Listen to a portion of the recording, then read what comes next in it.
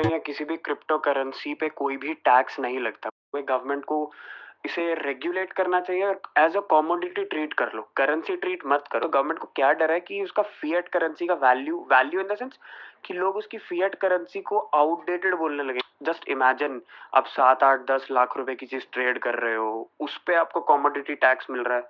कितना भारी revenue government इससे जनरेट कर सकती है। हेलो दोस्तों, कैसे हो आप सब। मैं पंकज तोरा आपके अपने YouTube चैनल बिटकॉइन एक्सप्लेनर में आप सभी का दिल से स्वागत करता हूं। दोस्तों, क्रिप्टो करेंसी इंडस्ट्री के अंदर जो है इंडिया में खासकर एक खुशी का माहौल दौड़ गया पिछले 4-5 दिनों के अंदर, जब से ये न्यूज़ निकल के आई कि क्रिप्टो करेंसी को एज अ कमोडिटी कंसीडर किया जा सकता है। और ये जो प्रपोज किया, ये जो बात कही, ये उस शख्स ने कही जिसने 1 साल पहले 1-2 साल पीछे अगर हम जाते हैं तो एक ड्राफ्ट बिल सामने आया था जिसके अंदर रेकमेंड किया गया था कि आउटलॉ बिटकॉइन और क्रिप्टो करेंसी को सीधा का सीधा जो है बैन कर दिया जाए। उन्होंने कहा कि इसको एज अ जो है हम कमोडिटी कंसीडर कर सकते हैं। तो ये क्या पूरा मामला है ये बताएंगे, और क्यों जो है क्या इससे हमें कोई फर्क पड़ता है, उनकी कोई स्टेटमेंट आई है, और क्या हमारी गवर्नमेंट को करना चाहिए, और कैसे गवर्नमेंट माला माल हो सकती है अगर इसको रेगुलेट करती है या इसको एज अ कमोडिटी भी कंसिडर करती है। और इसके लिए हमने जो है खास जो साहिल शर्मा है, सीए साहिल शर्मा, उनसे भी बात करी और जानने की कोशिश की और क्या फ़ायदे होंगे और एक्चुअल में एज अ कमोडिटी ही क्यों, करेंसी क्यों नहीं। तो ये सारी बात आज आपको सामने रखने वाले हैं ताकि आपको थोड़ा और आइडिया लगे, क्लैरिटी हो और आप ये चीज समझ सके कमोडिटी और करेंसी में फर्क क्या होता है। तो दोस्तों, बहुत कुछ है आज की वीडियो में। अगर चैनल पर पहली बार आए तो सब्सक्राइब कर दीजिएगा, वीडियो पसंद आए तो लाइक कर दीजिएगा और शेयर जरूर करिएगा, क्योंकि ऐसी चीजें लोगों तक पहुंचनी चाहिए। और हाँ, इन चीजों से हमें भी मोटिवेशन मिलती है, तो सब्सक्राइब और लाइक जरूर कर दीजिएगा ताकि हमें लगे कि आप सब हमसे बहुत प्यार करते हैं। तो ज़्यादा टाइम वेस्ट नहीं करते और शुरू करते हैं। तो दोस्तों, सबसे पहले आपको समझना पड़ेगा कि पूरा मामला है क्या एक्चुअल में। फ्राइडे 17 तारीख को, इसी महीने 17 जुलाई को एक ओपन वेबिनार ऑर्गेनाइज किया गया और जिसके अंदर इनवाइट किया गया था सुभाष चंद्र गर्ग जी को, जो आपके डिपार्टमेंट ऑफ इकोनॉमिक अफेयर्स के फॉर्मर जो है सेक्रेटरी हैं। तो उनको इनवाइट किया गया था। और ये इतना इंपॉर्टेंस क्यों रखता है, क्योंकि यही वो शख्स हैं जिन्होंने पूरा का पूरा जो है अध्यक्षता कर रहे थे इंटर मिनिस्ट्री कमेटी की, जो कि फाइनेंस मिनिस्ट्री ने बनाई थी, जिसको जिम्मा सौंपा गया था कि भैया बताइए और रिकमेंडेशन दिए क्रिप्टो करेंसी के लिए इंडिया में क्या करना चाहिए। और उन्होंने जो हम सबके सामने ड्राफ्ट बिल की कॉपी आई थी, हमने भी शेयर की थी, उन्होंने जो है रेकमेंड किया था कि इसको आउटलॉ पूरा तरीके से बैन कर देना चाहिए क्रिप्टो करेंसी को, अगर हम जो है इन जो पूरा ड्राफ्ट बिल देखते हैं। तो ये जो वेबिनार ऑर्गेनाइज किया था वो क्रेबाको और खेतान एंड कंपनी, जो कि एक लीडिंग लॉ फर्म है, उन्होंने ऑर्गेनाइज किया था। तो इसके अंदर ओपन डिस्कशन हुई और उसके अंदर उन्होंने जो फॉर्मर जो डीए सेक्रेटरी हैं डिपार्टमेंट ऑफ इकोनॉमिक अफेयर्स के, Subhash Chandra Garg ji, I am sure अगर हमारी रेगुलर वीडियोस देखते हो तो आपको उनका नाम ज़रूर रटा होगा, क्योंकि काफ़ी बार हमने ये चीज़ें बातें कवर करी हैं कि उन्होंने क्या क्या कैसे कैसे अपडेट दिए हैं, क्या उस आईएमसी इंटर मिनिस्ट्री कमेटी के अंदर क्या क्या हुआ। तो उनका ये कहना था, और वो आज भी इस बात पे टिके हुए हैं, कि अगर एज अ करेंसी इसको कंसीडर किया जाए तो इसको सीधा जो है बैन कर देना चाहिए। लेकिन उन्होंने एक विंडो दी है या प्रपोज किया है कि गवर्नमेंट जो है इसको एज अ कमोडिटी कंसीडर कर सकती है और रेगुलेट कर सकती है। यहाँ पे ये एक बहुत इंपॉर्टेंट स्टेटमेंट मानी गई, क्योंकि वो शख्स जिन्होंने पूरा का पूरा बैन के लिए रेकमेंड किया और उन्होंने एक ओपन विंडो दिखाई है, तो इस बारे में हमने साहिल शर्मा जो सीए हैं उनसे भी बात करी कि एक्चुअल में करेंसी और कमोडिटी में फ़र्क क्या है। तो वो हम आगे आपको इस वीडियो के अंदर समझाएंगे। लेकिन यहाँ पे ये क्यों इतनी मायने रखती है, क्योंकि ये कोई छोटा मोटे शख्स ने ये बात नहीं कही है और ओपन प्लेटफॉर्म पे ऐसी बात किसी ने शायद पहली बार ही की है कि हम इसको ऐसी चीज़ कर सकते हैं जो कहीं ना कहीं गवर्नमेंट के साथ में कभी जुड़ा रहा हो। तो ये एक बहुत इंपॉर्टेंट बात निकल के आई। तो ये सारी बात को लेके जो हमने सीए साहिल शर्मा है उनसे भी बात करी और समझने की कोशिश की कि क्रिप्टो करेंसी और करेंसी या कमोडिटी में फ़र्क क्या होता है और क्यों जो है एज अ करेंसी इसको कंसीडर नहीं किया जा सकता या नहीं करेगी गवर्नमेंट, और क्यों इसको एज अ कमोडिटी जो है कंसीडर करेगी। ये आपको समझना है। और जो हमारी इंपॉर्टेंट बात हुई है और जो उनका कहना है, वो सारी बात आप ध्यान से सुनिएगा, आपके बहुत काम आएगी फ्यूचर के अंदर। और कहीं ना कहीं आपको लगेगा लगेगा कि देर सवेर जो है गवर्नमेंट को इससे फ़ायदा ही होगा अगर इसको रेगुलेट करेगी। माला माल हो सकती है हमारी गवर्नमेंट, और गवर्नमेंट की हो सकती है बल्ले बल्ले। और अगर कोई गवर्नमेंट ऑफिशियल भी देख रहे हैं तो हमें खुशी होगी कि अगर आप इन चीज़ों को, जो इन्होंने बात बोली है, अगर इसको कंसीडर करेंगे तो हमें बहुत अच्छा लगेगा इस बात के लिए। जिस दिन से सुभाष चंद्रा जी का प्रपोजल न्यूज में है, क्रिप्टो इंडस्ट्री में काफी हलचल का माहौल बन गया है।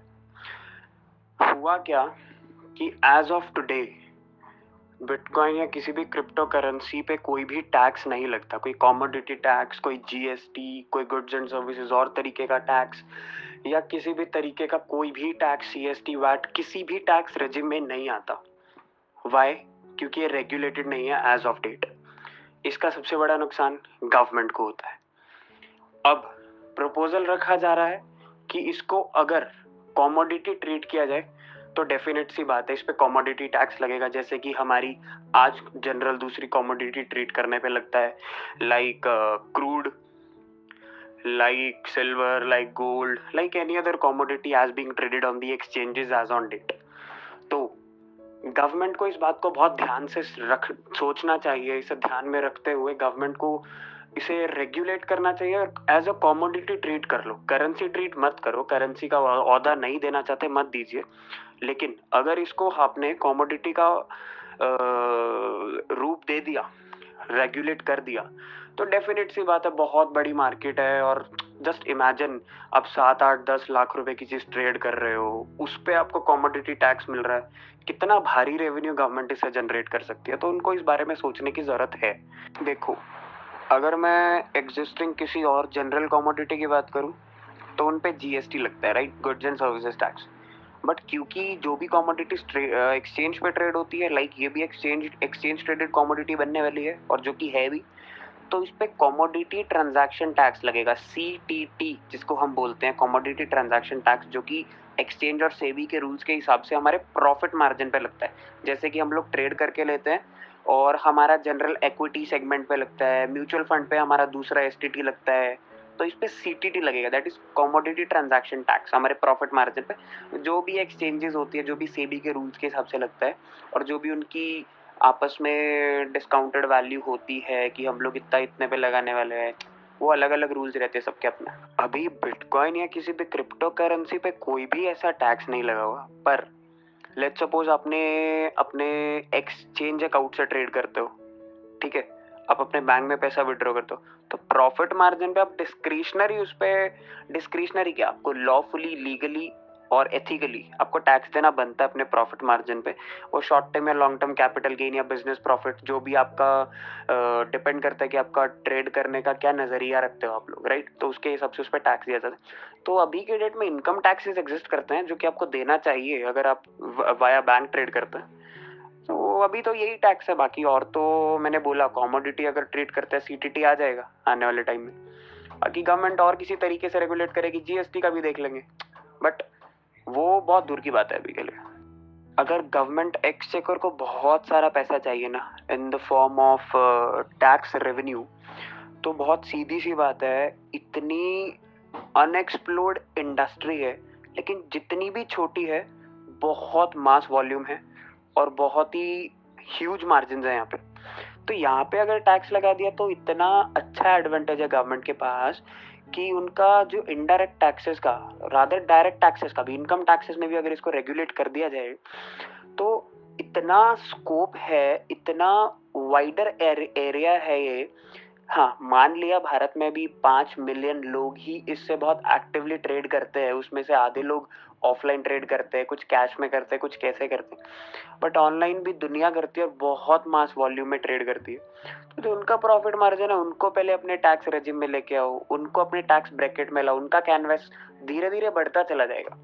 तो बट ऑब्वियस सी बात है कि ऐसा होगा ही होगा। गवर्नमेंट क्यों नहीं कर रही है उसको सबसे बड़ा डर है अभी को लेके कि अगर इसको हमने कर दिया ऐसा तो लोग इसमें बहुत मास स्पेक्यूलेशन करेंगे।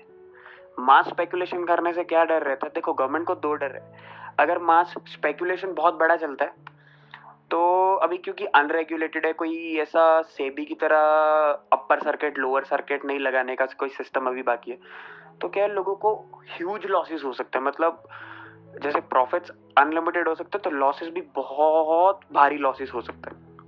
ये एक इन्वेस्टर प्रोटेक्शन के हित में जो की बात है। दूसरा, गवर्नमेंट को ऑब्वियसली अपना फियाट करेंसी का डर है यार। लोगों को डायरेक्ट अगर पीयर टू पीयर मिल रहा है, मैं आपको घर बैठे कुछ भी भेज पा रहा हूँ without any third party being involve into it, कि मुझे उसका अथॉरिटी लगेगा बैंक का कि ऐसे ऐसे करके मुझे पैसा ट्रांसफर करके उधर दे दो, मुझे अथॉरिटी दे दो ज्यादा करना। यार आप घर बैठे 100 करोड़ ट्रांसफर कर रहे हो, फीस कितनी लग रही है आपकी? $0.5। बताओ, 35 रुपए में आप 100 करोड़ ट्रांसफर कर रहे हो इंडिया से यूएस, इंडिया टू इंडिया, किधर भी करो ना भाई। तो गवर्नमेंट को क्या डर है कि उसका फिएट करेंसी का वैल्यू इन द सेंस कि लोग उसकी फिएट करेंसी को आउटडेटेड बोलने लगेंगे कि क्या हम इसको ना छोड़ रहे हैं और ये क्या ये पीयर टू पीयर अडॉप्ट करे। तो ये सबसे बड़ा डर है अभी, जो रेगुलेट नहीं करने को वो लोग मतलब अभी डर रहे हैं, रेगुलेट करने से छोड़ रहे हैं, छोड़ना चाह रहे हैं इसको, इसीलिए इस पे इतना लंबा विचार किया जा रहा है।